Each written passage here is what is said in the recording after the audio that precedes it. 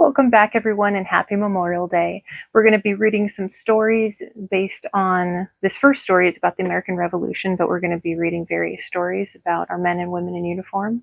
So we hope that you stick around with us for our other stories about spring and summer and about new growth and taking bold action together. We hope these stories will inspire you to live boldly, take wise chances, and with our friends and family make a difference together. So our first book is Victory or Death, Stories of the American Revolution by Doreen Rappaport and Joan Verniero, and illustrated by Greg Call.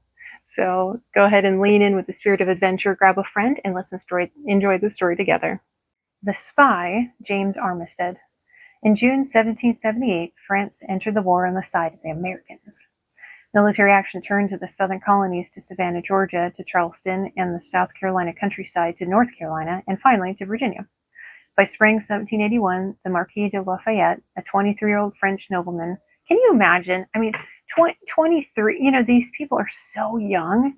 Washington being 43 at that point is crazy old compared to how young these guys are. But to command so many men and make these kinds of decisions, early 20s is amazing, and it really brings to the point when you need to do something, you either just roll over and give up or you figure it out no matter what your age is. But it's just amazing how young these guys are.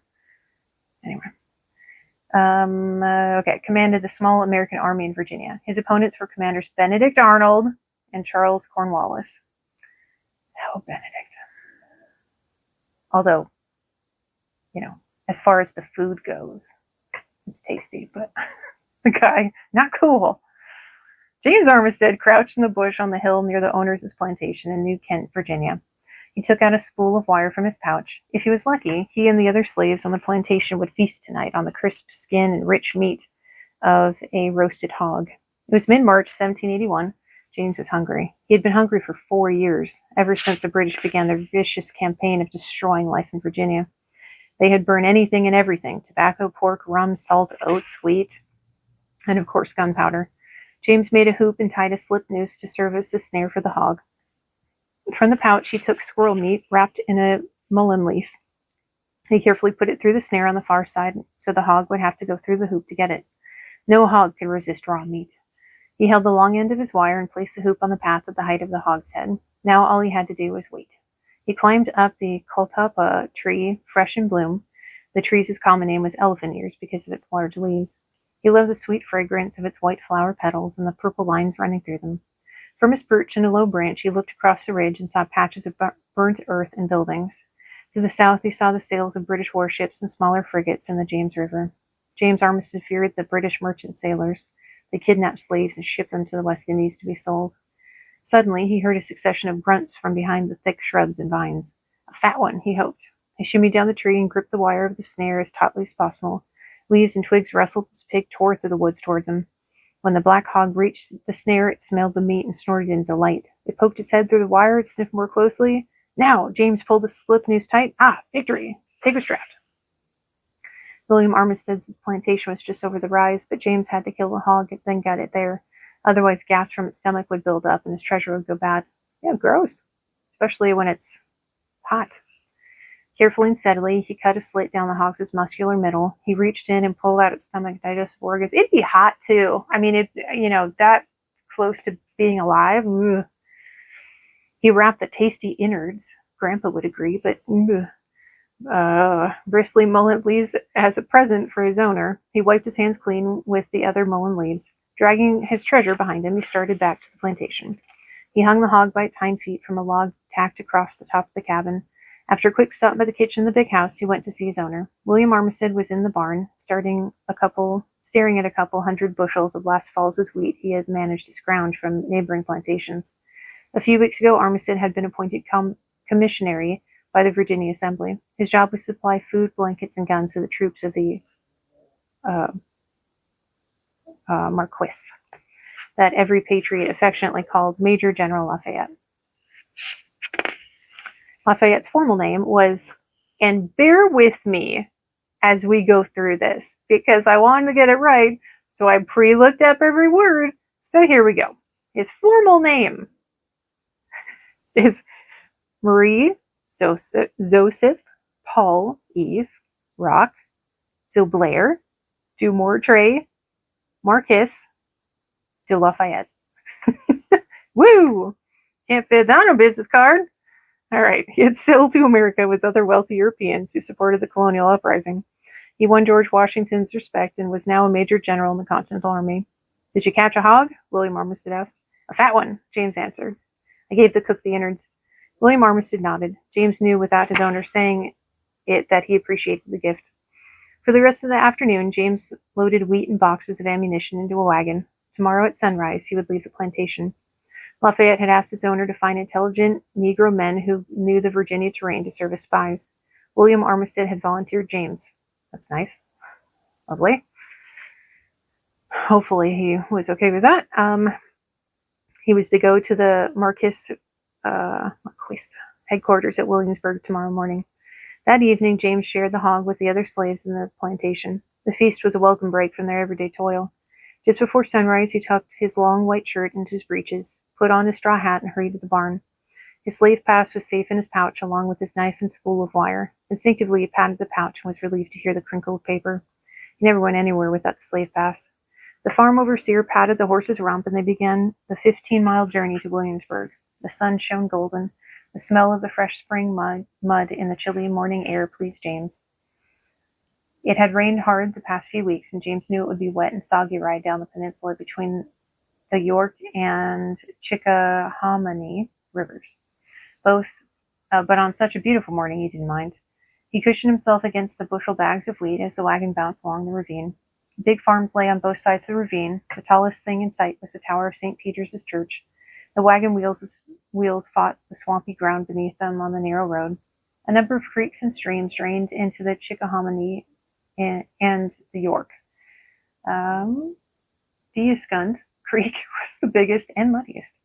James took a deep breath as they approached it. Predictably, one of the wagon wheels got stuck. He wrote, what's that quote from the movie about slipping in the mud, the tires? Mud in your tires? My cousin Vinny, yeah. But what does he say about mud in your tires? He just says you got mud in your tires. Anyway. And then he asks his girlfriend, who's an auto mechanic and expert, if she's ever heard of it. And she says no. She never heard of it. Okay, so it's not the best quote, but it reminds me. Let's see. Okay, he rolled up his pants and jumped down from the wagon into the creek so the overseer would not become angry. James's winter shoes were going to get very muddy and irritate his feet while they dried, but he had no choice. He tensed his leg muscles and secured his feet in the thick mud. Push, the overseer ordered. James put his strong hands on the wagon wheel and did as he was told. Pull, the overseer shouted at the horse, whipping him. James flinched, even though the whip was not meant for him. The combined strength of James and the horse budged the wagon. After 10 miles, they reached Hickory Neck Church near Burnt Ordinary. Everyone called the one-time wooden tavern by that name since the British had burned it down. The road flattened. It was noon when they entered Williamsburg. The overseer headed for the magazine, where the Continental Army stored the gunpowder. He went off to eat with the soldiers and left James to unpack the supplies. When he returned for James, he drove the wagon directly to the Marquis headquarters. 2 rows of talpa trees, about 100 paces apart, lined the green leading onto Palace Street, and a row of stately houses. The wagon stopped at a 2-story brick residence with 2 chimneys. Tiny crocus shoots poked through the grass. A sole buckeye tree in bloom emitted a sweet smell. James felt nervous walking up the path. What would the Marquis be like? A tall, dark-skinned man answered the overseer's knock. He asked James to wait outside and led the overseer into the parlor.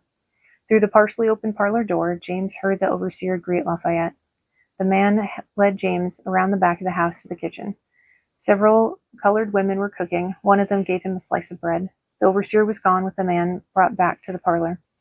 The Marquis was seated at a table piled high with maps. James tried not to stare, but quickly decided the Marquis was about his age. He had hazel eyes and a light complexion. His wig was white, but James could tell from his eyebrows that his hair was sandy-colored. He wore a white ruffled shirt, black tie, and gold brocade vest. A dark blue sash lay across his chest. His jacket was dark blue with gold buttons and trimmed in gold. Shiny black boots covered his white breeches up to his knees. He seemed shorter than James, but he was fancier than James had imagined. I understand you know these parts well, Lafayette said. Yes, sir. Can you find your way to Portsmouth? Yes, sir. Lafayette explained that James was to go to the headquarters of Benedict Arnold, the British commander. The British commander was after he switched sides in Portsmouth. Arnold was an American who had been a major general in the Continental Army. He had betrayed the Patriots by spying for the Brit. That's to put it mildly. By spying for the British. He planned it out to get the position and was willing to give it to anyway. I digress. It's fine. Trading sides, we'll just say. There's there's way more to the story there, but it's fine.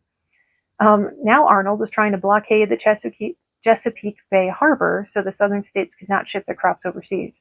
This would bankrupt the colonial economy. Americans wouldn't have any money to buy supplies and ammunition from France. Also, the British were devaluing our currency because apparently they were very good fake money makers and were using it to so therefore we wouldn't be able to get loans in Europe and we wouldn't be able to pay the French for their supplies. So yeah, that'd be bad. And apparently what stupid Benedict Arnold's doing. Anyway, okay, so let's see. Okay, I have a Negro spy in service at Commander Arnold's table. Lafayette explained. James was to carry a letter and code for him. If he arrived safely, he would deliver the letter and bring back whatever information the spy had about Arnold's plans and the strength of his forces. James was impressed. He had heard of slaves who could read or write, but he didn't know any. Can you accomplish what I ask? Asked Lafayette. Yes, sir. You'll know my man by his blue ink quill, said Lafayette. Tell him you can supply the officer's table with fresh food and he'll know I sent you. James departed immediately. Outside he saw several buckeye nuts on the grass. He put them into his pouch and set out on the 40-mile trek to Portsmouth. The trip would take him 10 hours, and he would arrive in the dark. He went due south until he came to Burles's ferry. Even before he was asked, he showed his slave pass to the ferry captain. There's no way of knowing if the man was loyalist or patriot. Lafayette had told him that if the ferry captain asked any questions, he would say that he was foraging for supplies for his owner. Disembarking on the south side of the river, James kept close to the tall grasses. He needed cover to hide from slave patrols and merchant sailors. Nearly half of Virginia's population in the Tidewater region was of African descent. The British had promised freedom to any slave who joined their army. Virginia's white plantation owners were furious, for hundreds of his people had run away. James had heard rumors that so many slaves had joined the Redcoats that every officer had at least 3 servants and 2 cooks. Like all slaves, he had thought about running away to the British Army, but how could he be sure the British would really free him after the war was over? He also had heard that colored servants at British camps were treated like slaves. He preferred to forage for William Armistead in the open air than be a servant for the British. The soil here was softer, drier, and sandier than the one on the north side of the river. James was glad because his feet were tired and irritated. It was getting dark. He had to be cautious not to step on a poisonous copperhead. Ugh. There would be more vermin as he neared Portsmouth. No time to worry now. He took the buckeye nuts from his pouch. He had an important task, to bring a present for Benedict Arnold's table to begin to win his favor. He rubbed his hands together, crushed the shells, and removed the seeds. He inhaled the strong, sweet aroma that escaped. Why do people call it the stinky tree? He wondered. With seeds in his closed fist, he walked to the river's edge. Luckily, the air held a breeze, and the sky was overcast. He hoped for trout, but saw only catfish in the shallow river water. He waded in up to his knees. The fish were jumping 6 to 8 inches into the air for flies. He opened his fist and tossed in the buckeye seeds. They floated for a few moments until the catfish ate them. Suddenly the fish stopped jumping. They lay on their sides and appeared dead. It had worked. The seeds had stunned them. With the long cloth of his shirt, James scooped up 20 catfish and waded out of the water. Back on shore, he cut some wire and tied them together by their tails. Then he killed and gutted them. Now he had his gift for Benedict Arnold. If that works, that is amazing. I mean, to have that much knowledge of, that it wouldn't kill them, that that they would eat it, that it would work is amazing. Anyway. When he arrived at the British camp, he saw hundreds of colored men, women, and children milling about. The former slaves wore an assortment of clothes, discarded coats and hats of British soldiers, parts of American uniforms, and slick breeches and waistcoats, probably stolen from their owners. Barefoot women walked around in fancy robes. Robles, French dresses, I believe. He had never seen so many of his people gathered in one place. It felt good. Had he made the right decision to remain a slave? British soldiers were milling about with pale, sickly faces. Many could barely stand. The sickest ones were on stretchers being carried into the barracks. The British cannot adjust to the swamps and mosquitoes, he thought. That would be a really difficult transition. A soldier with a lantern approached. James's throat got dry. The Marquis's letter was in the front of his mind. He had to deliver it safely. State your name and purpose, commanded the soldier. James quietly coughed the dryness out of his throat. My name is James. I escaped. He held up the cluster of catfish for the soldier to see. I brought fish for Commander Arnold, he said. Trying to buy your freedom with fish. That's a new one, the soldier mocked. Hey, whoa. Let's not say no to food, especially in that situation. Jeez. Nonetheless, he led James to the kitchen in Benedict Arnold's headquarters. 2 colored women were stirring food in large cauldrons over the fire. One woman took the fish. A coca-colored man in clean breeches and a white shirt with a collar was stacking dishes. His eyes met James. Was he the spy? He pointed for James to sit at a wooden table and brought him a piece of freshly baked bread. James chewed slowly and listened to voices coming from the other side of the kitchen door. Was one of them Benedict Arnold's? The man in the white shirt stood before James. Are you looking for work? He asked. Yes, James answered. Was this Lafayette's spy? He didn't have a blue quill, but maybe he was the spy. He would try out the Marquis's phrase, and then he would know. I can supply the officer's table with fresh food, he said. He thought he saw a slight smile on the man's face, but he wasn't sure. Did you catch the fish yourself? The man asked. James nodded. Wait in the barn, the man whispered. I'll come after the commander finishes his dinner. A row of well-groomed horses whinnied in their stalls. James knew they were most likely stolen from Virginia plantation owners like William Armistead. He sat down on a pile of hay to wait. He heard men's voices but couldn't distinguish what they were saying. Squinting through the cracks in the barn walls, he could see only forms in the dark. Were the men coming for him? Their voices grew close. Speech was slurred. Probably British soldiers who had drunk too much wine. Such men could be unpredictable and dangerous. The door swung open. James jumped to his feet. Shh, someone whispered. The lantern light James was relieved to see the man in the white shirt. This time he had a blue jay quill in his pocket. Do you have something for me? The man asked. James gave him the coded letter. I'll come back when I can, the man said. When he returned, he spoke softly. Go back to the Marquis. Tell him that Arnold and his men are trapped here in Portsmouth. Virginia militia surround them on all sides. We have little here, and many soldiers are sick. Only our people are strong enough to build trenches. A look of pride passed between them. Hide here tonight and leave before sunrise. No one will see you. The man closed the barn door behind him. James was up and gone well before sunrise. I would too. On the way back to Williamsburg, he stopped briefly to eat fiddlehead ferns. He wrapped some extras in mullein leaves for the Marquis. Several weeks later, General Charles Cornwallis, British commander of the Southern Campaign, joined forces with Arnold. Together, they raided Virginia up and down the York and James Rivers. They confiscated 800 horses from plantation owners and built a mighty cavalry. For the rest of the year, Lafayette and Cornwallis fought hit-and-run battles through the swamps and tidewater area of Virginia. Lafayette continued to rely upon James for information. James went back and forth between Benedict Arnold's camp and Lafayette's headquarters. He won Arnold's respect as a forager and became a trusted worker.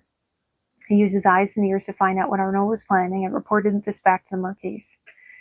In May 1781, Lafayette sent him to spy on Cornwallis. James won favor with Cornwallis and his aides, as he had with Arnold, and again gathered information. Cornwallis never suspected that James was an American spy. In fact, he trusted him so much that he asked James to go to Williamsburg and insinuate himself into Lafayette's headquarters to spy on him.